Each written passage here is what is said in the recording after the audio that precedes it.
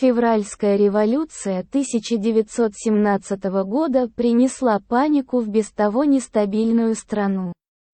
Царь не смог улучшить положение страны и был вынужден отказаться от своего престола.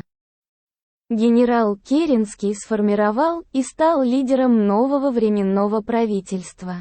Старые деньги были упразднены и напечатаны новые деньги, керенские.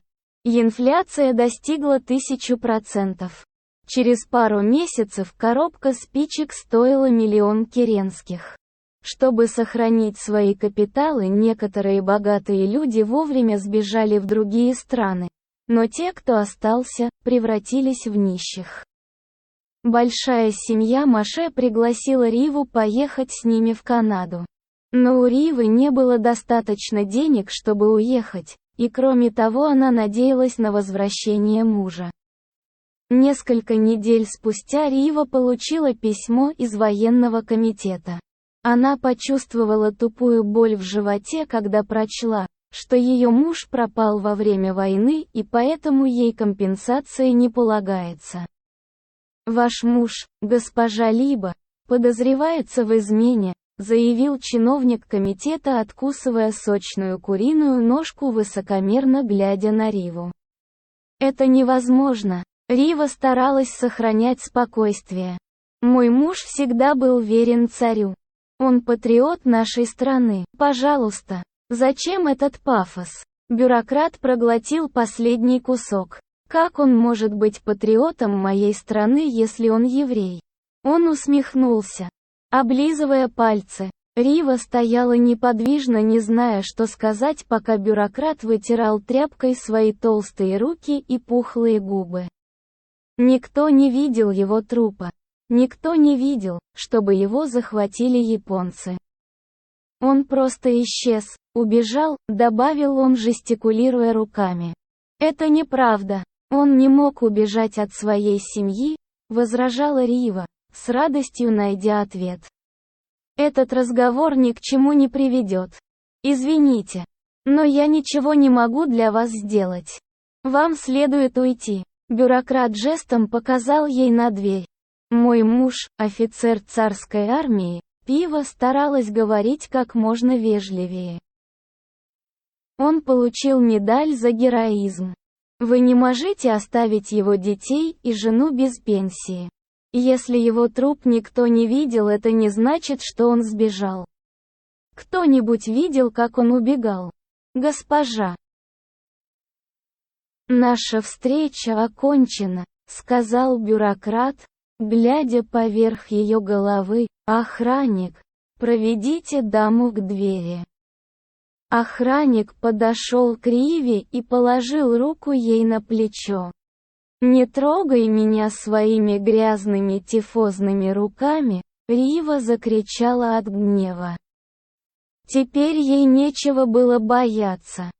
«Ты жирная свинья», — гневно прохрипела она. «Отныне каждый раз, когда ты будешь есть курицу, ты будешь вспоминать меня. Я проклинаю тебя, чтобы ты медленно подавился куриной косточкой. Ты отправишься в ад медленно и мучительно». Рива прошипела проклинание на иврите. Лицо бюрократа побледнело и покрылось потом, челюсть отвисла. Он помнил Риву всю оставшуюся жизнь и всегда тщательно выбирал кости из каждой курицы, которую ел. Рива вернулась домой, опустилась на крыльце и заплакала. Она знала, что ей нужно найти работу и оставить детей дома с няней. Мэри была хорошей няней, но Рива планировала вести не такую жизнь. Она планировала дать своим детям образование, отдав им все свои знания. Она знала, что не сможет этого сделать, потому что ей нужно было работать, чтобы зарабатывать деньги, чтобы выжить. Она плакала из-за неуверенности в поиске работы в это ужасное время. Она поднялась и снова направилась в военный комитет. Несколько недель Рива ходила по разным офисам. пытаясь добиться хоть какой-то компенсации за пропавшего мужа, но не смогла сломать непробиваемую стену бюрократии. Для этого была причина. Страна обанкротилась, став причиной гражданской войны. Временное правительство не субсидировало военный комитет и искало любую причину для прекращения выплаты компенсаций. У Ривы кончились деньги, и ей не у кого было попросить помощи или совета. В каждой семье кто-то умер либо во время службы на войне, либо от тифа. Рива знала, что никто в мире ей не поможет. Она подумала было попросить Исаака о помощи, но ей было неудобно просить об этом человека, который недавно потерял жену. Предательские мысли невольно пришли ей в голову. Если я навещу его, возможно, он проявит ко мне интерес. Думала Рива, потому что знала, что он мог. Исаак очень привлекательный мужчина, и он пригласил меня к себе домой, я знаю, что я ему очень нравлюсь. Когда он смотрел на нее, ее сердце билось быстрее и ее щеки краснели. Я не уверена, должна ли я играть роль преданной жены. Я одна и беспомощна. Моя ситуация ужасна. И это было правдой. Маше пропал. Внезапное воспоминание о муже положило тень на ее лицо. Она прогнала мысль о муже. Сколько еще я должна ждать? Я уже забыла, каково это быть женой. Годы без прикосновения, без поцелуя. И мои последние надежды тают с каждым днем. Слезы наполнились ее глаза. Кто может обвинить меня? Никто. Детям нужен отец. Господи, о чем я думаю? Господи, прости меня. Исаак находится в такой же ситуации. Кто мог бы быть лучшей матерью для его детей, чем я? От последней мысли о том, что она может стать матерью 8 детей у Ривы, точно та поднялась в ее горло. Как мне не стыдно, я еще не вдова. Если я и пойду к Исааку, то только просить о помощи как старый друг. Рива попыталась оправдать себя, однако это были всего лишь мысли. Она так и не попросила Исаака о помощи. Рива была в депрессии, но жизнь продолжалась, и для депрессии не было времени. Ей нужно было выжить. Рива пошла в еврейскую школу, где работала до замужества. У нее был большой опыт и хорошая репутация, поэтому ее наняли снова в качестве учителя. Зарплата была невысокая, но ее хватало, чтобы содержать няню. Няня денег не просила и была рада остаться с Ривой только ради еды. Кормить няню было дорого, но у Ривы не было вызуда. За ее детьми требовался уход. Рива уходила из дома рано утром, работала долго и возвращалась домой очень поздно. Обычно она брала домашние задания своих учеников домой и проверяла их после того, как Дели засыпали. Однажды Рива вернулась с работы как обычно. Открыв входную дверь, она услышала мягкий глубокий мужской голос. Ее сердце защемило. «Маше!» — воскликнула она и, бросив тетрадки на пол, она побежала в гостиную. «Маше!» Но она остановилась посреди комнаты. К ее разочарованию, Маше там не было. Это был Исаак. Он сидел на диване и читал книгу ее детям. Исаак отложил книгу в сторону. «Привет, Рива!» Его мягкий голос и очаровательная улыбка могли разбить сердце любой женщины. Но Рива вдруг заметила нечто, чего не замечала раньше. Под этой иллюзией улыбки скрывался циничный взгляд. Было такое ощущение, будто она смотрела на одного из бюрократов, которых она посещала. Хотя это видение было всего одно мгновение. Его мягкий голос и надежда на помощь, которую он мог оказать, заблокировали ее разум. Я решил навестить тебя, Рива, узнать, как твои дела. Он встал с дивана и заметил, как щеки Ривы покраснели. «Привет, Исаак», — ответила Рива, избегая смотреть ему в глаза. «Дети, я дочитаю книгу как-нибудь в другой раз. Идите к няне», — сказал Исаак, и дети вышли из комнаты. Он снова повернулся к Риве. «Тебя не было дома. Няня сказала, что ты скоро вернешься домой. Поэтому я решила тебя подождать. Надеюсь, ты не против. Я читал книгу твоим детям, пока ждал. Кстати, у вас хорошая коллекция детских книг». Он вел себя так, как будто жил в этом доме, а Рива стояла, как будто она гостья. Воспоминания внезапно вспыхнули в ее сознании. Она вспомнила, как он держал ее руку в его руках. Он вел себя так, как будто жил в этом доме, а Рива стояла, как будто она гостья. Воспоминания внезапно вспыхнули в ее сознании. Она вспомнила, как он держал ее руку в его руках, и это воспоминание отключило ее от реальности. «Что он сказал?» — подумала она в панике. Вовсе нет. «Спасибо», — ответила она, трепеща после долгой паузы. Рива мельком взглянула ему в глаза. «Твоя няня сказала мне, что ты на работе». «Ты работаешь?» — спросил Исаак, делая шаг по направлению к Риве. «Да», — ответила она. «Что это?» Новый революционный взгляд на жизнь. Равенство между мужчиной и женщиной. Он сделал еще один шаг. «Нет, я работаю, чтобы зарабатывать деньги». Рива отступила назад. Она чувствовала себя ужасно. Было так унизительно признаться, что она в нужде. «Да ну, глупости. Признайся, что ты работаешь ради удовольствия, школа, дети». Исаак засмеялся. «Нет. К сожалению, я работаю не для развлечения», — Рива ответила твердо, и, сделав последний шаг назад, оказалась вплотную к стене. «Почему? Тебе что, не хватает платежей, которые ты получаешь за Маше?» Теперь Исаак стоял очень близко к Риве. «Я не получаю никакой компенсации». Рива ответила твердо, несмотря на то, что все ее тело дрожало.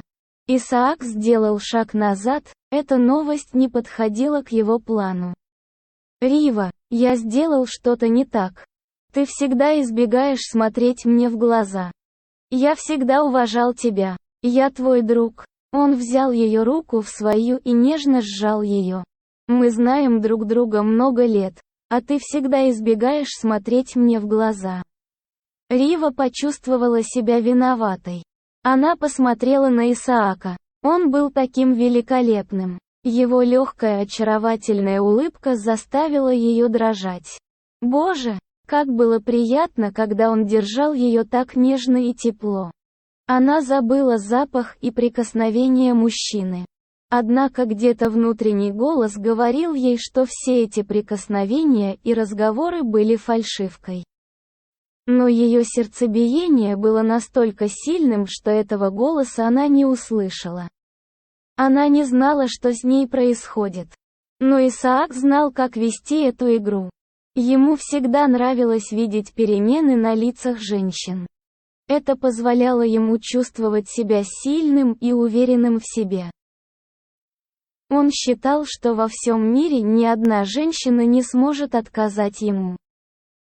Он знал, что Рива ждет, когда он сделает первый шаг. Он планировал сделать этот шаг, но теперь, когда он узнал, что она не получала никакой компенсации за Маше, он передумал. Ему нужна была мать для его детей, но кроме того она была ему нужна из-за ее денег. Он не хотел безденежную женщину с 4 детьми. Но Исаак все еще надеялся, что ситуация Ривы не так уж и плоха. Он знал, что всегда может сказать «нет». Ему нужно было разузнать больше информации. Он никуда и никогда не торопился, разговаривая с женщинами. «Я не избегаю тебя», «Исаак», — сказала Рива, смущенно улыбаясь. «Исаак, мне нравится, как ты произносишь мое имя». Он осторожно притянул ее к дивану. Она собиралась что-то сказать, но он не дал ей шанса. «Ты обещала навестить нас, но так и не пришла. Помнишь, как наши дети играли вместе? Я не понимаю, почему я тебе не нравлюсь. В память о Гене мы не должны позволять нашим детям забыть друг друга». Рива чувствовала себя отвратительно и виновата, и она начала извиняться и оправдываться. «Исаак, я не знаю, почему ты думаешь, что ты мне не нравишься. Ты мне очень нравишься». Вдруг она сообразила, что она сейчас сказала, и занервничала еще больше, что еще больше усугубило ее ситуацию. Однако, сумев взять себя в руки, она продолжила. «Я очень занята. Ты не можешь себе представить. Я перестала получать компенсацию за Маше несколько месяцев назад. И мне пришлось зарабатывать деньги самой. У меня столько проблем, что у меня просто ни на что нет времени». Рива рассказала Исааку обо всех своих проблемах. Было приятно, что кто-то ее слушает. Она плакала, жалуясь на свое положение. Она рассказала ему свою печальную историю, надеясь на помощь.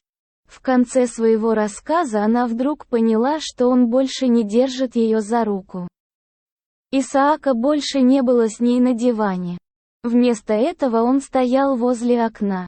Он слушал, глядя ей в глаза, но не так, как раньше. Его очаровательная улыбка исчезла. Внезапно Рива разговаривала не с человеком, которого она знала раньше, а с бюрократом, который отказал ей выплачивать компенсации за ее мужа. «Боже мой», — думала Рива, — «с кем я разговариваю? Зачем я ему все это рассказала?» «Ты должна быть сильной, Рива», — сказал Исаак, глядя в окно. «Никто не видел смерти Маше. Он вернется, и все вернется на круги своя». С этими словами он резко ушел.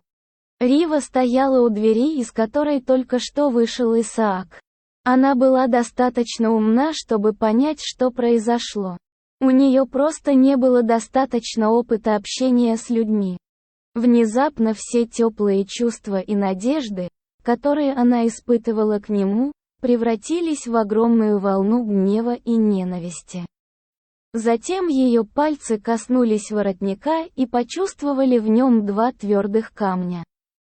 Она опять верила в себя и свое будущее. «Слава Богу, они у меня еще есть». Она подумала и улыбнулась. Из армии приходили ужасные известия, но от Маше не было известий. Тем не менее, Рива не переставала надеяться на его возвращение. Каким-то образом глубоко внутри она знала, что он жив. Все больше плохих новостей о нестабильности правительства доходили до Израилевки. И Рива чувствовала, что худшее еще впереди. Партия Керенского распалась на несколько коалиций, которые боролись за лидерство насмерть. Самая мощная коалиция, Коммунистическая партия, под руководством Ленина, представляла крестьян, рабочих и солдат, другими словами, она представляла миллионы разгневанных людей, обреченных на нищету и голод. Ленин извлек выгоду из конфликтов партии Керенского и привел этих людей к кровавой Октябрьской коммунистической революции, перевернувшей и без того нестабильную жизнь в России. Октябрьская революция положила конец Первой мировой войне, но она также стала причиной разгоревшейся гражданской войны, пролившей еще больше крови. Люди разделились на две большие группы. Белые и красные. Большинство красных составляли рабочие, крестьяне и солдаты. Белые были в основном богатыми аристократами, бывшими офицерами царской армии и значительной частью интеллигентных граждан России.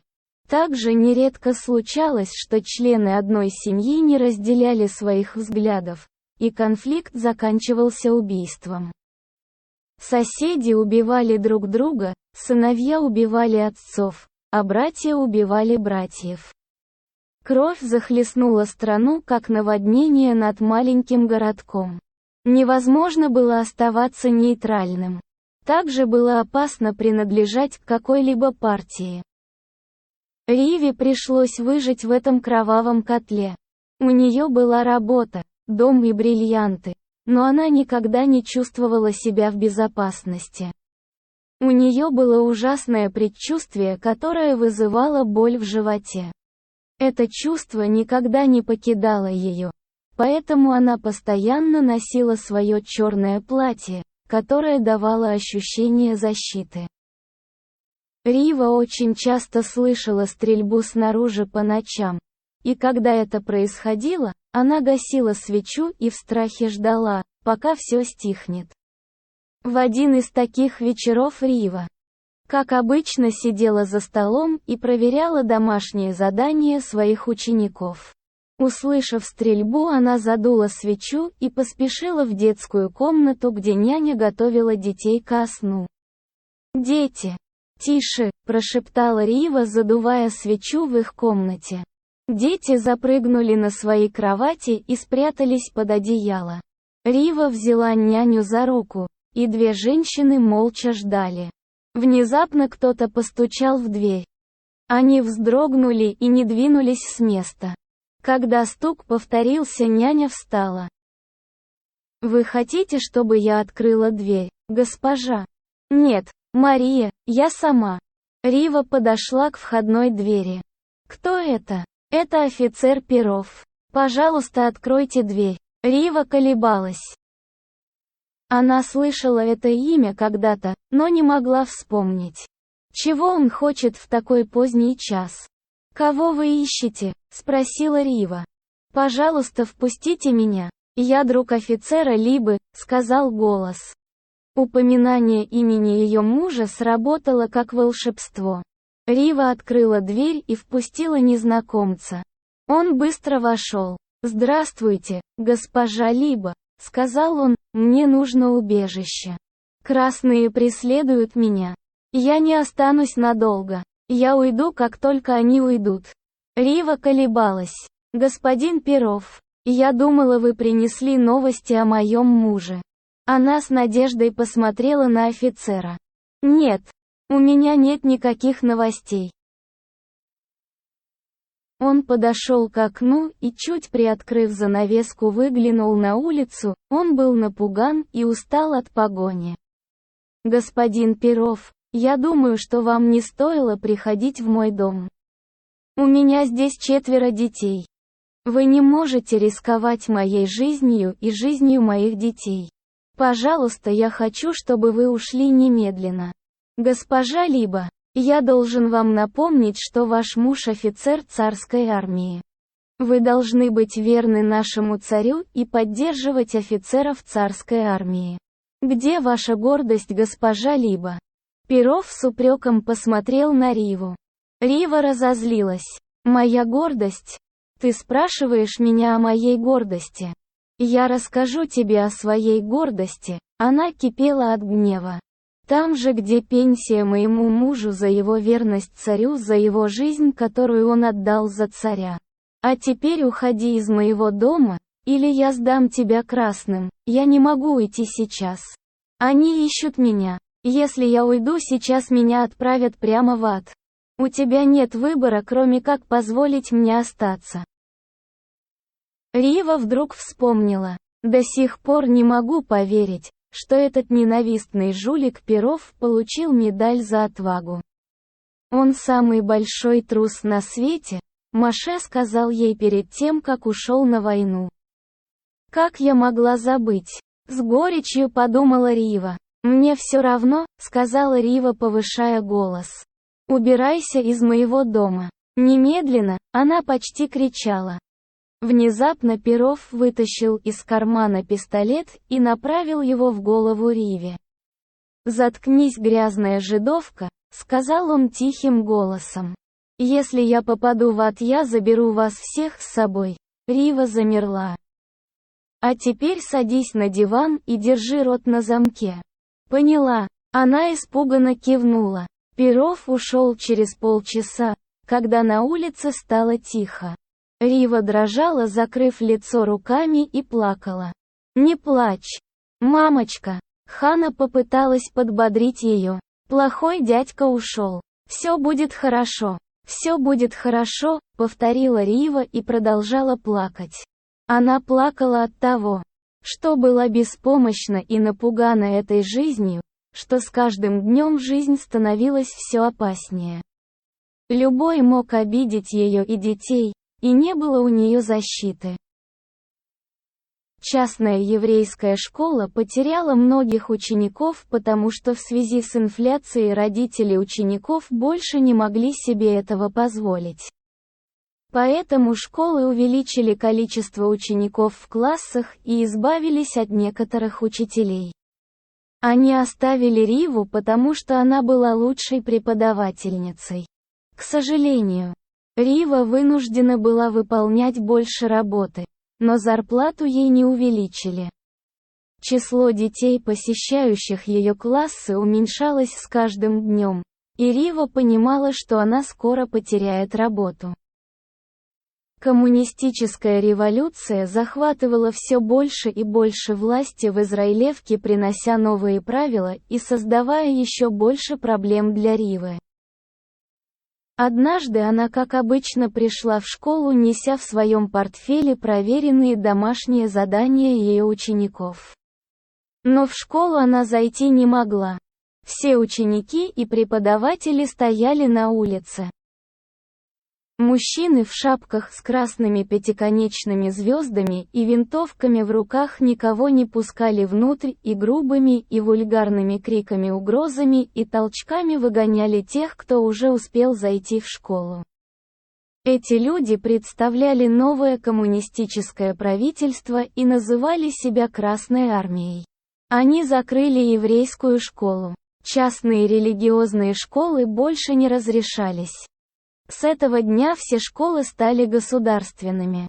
Рива потеряла работу. Она подошла к одному из мужчин, пытаясь выяснить ситуацию. «Простите, господин. Господин, ты буржуазия. Я тебе не господин. Я товарищ. Ой, извините, господин товарищ», — попыталась Рива снова. «Я же тебе сказал не называть меня господином. Ты, сучье отродье». Он оттолкнул Риву всем видом, показывая, что он не желает с ней разговаривать. Рива ходила из одной школы в другую, показывая свой прекрасный диплом, но учитель иностранного языка никого не интересовал. Никто не хотел брать уроки музыки, и никого не привлекала история еврейского народа. Новая наука марксизм-ленинизм теперь была в моде.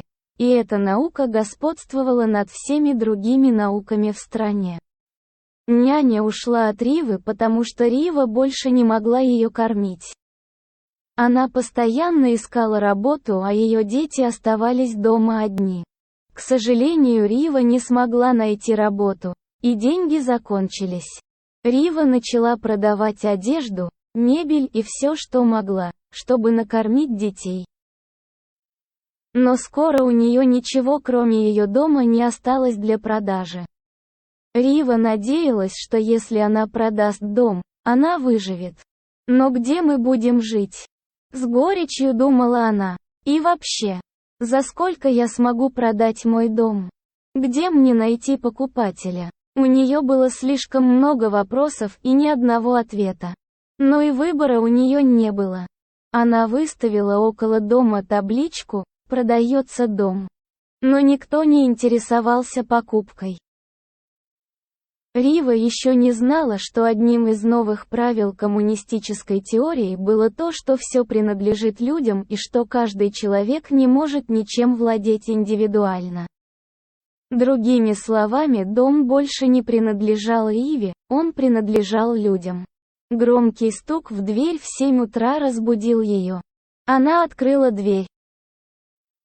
На пороге ее дома стояли 3 красноармейца. Они вошли без разрешения. «Могу я чем-нибудь вам помочь?» — спросила Рива, когда знакомая боль в животе снова обожгла ее. «Нам не нужна никакая помощь», — грубо ответил один из них. Они ходили по дому, проверяя каждую комнату, как будто что-то искали. «Вы Рива либо?» «Да, ваш муж офицер царской армии». «Да». Кровь стучала в ее висках. «Боже мой!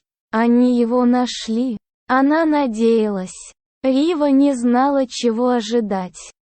Согласно постановлению Коммунистической партии, дом бывшего офицера Белой армии подлежит конфискации и передаче рабоче-крестьянской власти. «Буржуа либо, у вас есть 24 часа, чтобы покинуть этот дом», — холодно сказал он.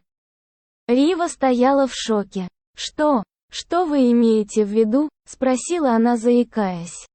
«У тебя есть 24 часа, чтобы освободить помещение».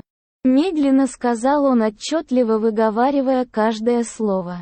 «Что тебе не ясно?» «Куда же я пойду? У меня 4 детей. Ни работы, ни денег. Вы не можете выбросить нас на улицу?» — испуганно прошептала она. И во рту у нее пересохло. «Мы рабоче-крестьянская партия. Мы можем», — сказал другой мужчина с гневом. «Ты заботилась о моей матери, когда ей негде было жить. Теперь мы правим миром. Все люди равны. Ты будешь жить как все. Ясно?» «Я не сделала ничего плохого вашей матери». Рива заплакала. «Я даже не знаю вашу мать. Не сердитесь на меня, пожалуйста». Она изо всех сил старалась не называть его господином. И ей это удавалось с трудом. Она попыталась сказать им что-нибудь приятное, чтобы произвести хорошее впечатление, но не знала что, она не знала слов, которыми новое правительство просило о помощи, извинялось или благодарило. Она уже знала, что ее образование раздражало людей. Ее улыбка приводила их в ярость, ее слезы вызывали у них ухмылку, а сочувствие было чуждо этой породе людей. «Пожалуйста, скажите мне, что делать. У меня 4 маленьких детей. Задавайте свои вопросы Коммунистическому комитету», — сказал мужчина, глядя ей в глаза и наслаждаясь страхом на ее лице. На выходе он снял вывеску и швырнул ее на землю. «Кстати, новое здание Коммунистического комитета находится на главной улице номер 5», — сказал самый молодой человек, махнув Риве. «Спасибо». Главная улица номер 5 — это адрес Исаака. Вероятно, он ошибся, подумала Рива. Однако ошибки не было. Когда Рива подошла к дому Исаака, она поняла, что Исаак и его дети там больше не живут. Пару месяцев назад этот дом был самым привлекательным домом в городе. Теперь это выглядело совершенно по-другому.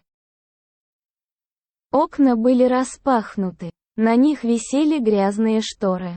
Весь двор был завален мусором и сломанной мебелью. Грязный проход был усеян окурками, разбитыми винными бутылками и другим мусором. Люди вбегали и выходили, крича и ругаясь. Было такое ощущение, будто она оказалась посреди стаи свирепых собак. Рива вошла внутрь. Ковер был покрыт остатками еды, мочой, окурками и пеплом. Было трудно дышать. Дом был наполнен сигаретным дымом и сильно вонял. Несколько мужчин стояли у окна, смеялись, ругались и ели, вытирая грязные лица и руки оконными занавесками. Стол Исаака стоял прямо посередине коридора. За ним сидел мужчина, писал документ и курил. Несколько человек выстроились в очередь перед столом, с нетерпением ожидая своей очереди. Рива заняла свое место в очереди и стала ждать. Когда подошла ее очередь, она подошла к мужчине, сидевшему за столом. «В чем дело?» – спросил мужчина, гася сигарету на столе. Рива не могла оторвать взгляд от стола. Этот великолепный стол из грецкого ореха был испорчен. Мужчина тушил папиросы, используя для этого стол, оставляя черные пятна на его поверхности.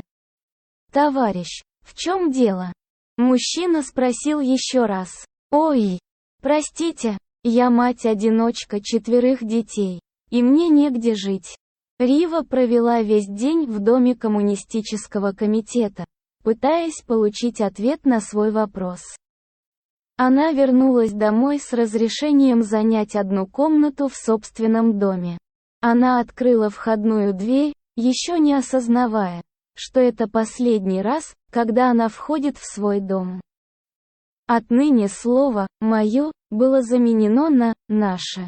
Ей больше ничего не принадлежало. Мужской голос из гостиной остановил ее у двери. «Исаак, что он хочет? Что я должна ему сказать?» Она стояла посреди прихожей, пытаясь понять, зачем он пришел. А может быть, это не Исаак? Рива не могла узнать голос. В любом случае, она не ожидала ничего хорошего от этого запоздавшего гостя.